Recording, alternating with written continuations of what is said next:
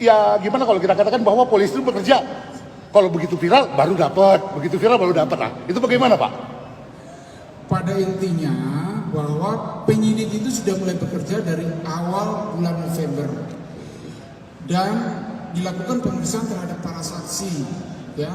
Dan kan ada tahapan-tahapan, ada SOP yang harus dilakukan oleh penyidik. SOP dalam tahap penyelidikan itu apa? Tahap penyidikan itu apa? Itu kan harus dilalui, ya, harus dilalui. Karena laporannya ke kita bukan karena kasus viral. Laporannya seperti pidana umum biasa.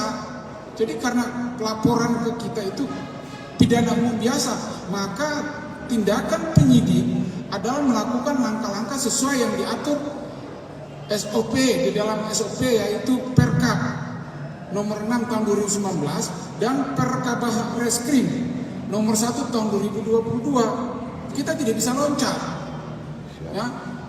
Itu sudah berjalan sudah sebulan lebih baru viral. Nah, kami juga tambahkan pada saat pemeriksaan awal juga dari penyidik tidak ada disampaikan oleh si korban terkait dengan video ataupun terkait dengan foto-foto. Itu tidak disampaikan oleh pelapor kepada penyidik. Itu dari awal. Nah, penyidik tahu viral ini baru, oh ini ternyata ada video, kenapa dia tidak mau sampaikan kepada kami, itu, ya. Jadi mohon maaf rekan-rekan, penyidik Polres Metro Jakarta Timur karena laporan ini sesuai dengan pidana umum biasa tanpa ada kasus-kasus viral berawalnya, sehingga kita melaksanakan tindakan sesuai dengan SOP yang diatur dalam Perkap dan Perkabah Reskrim.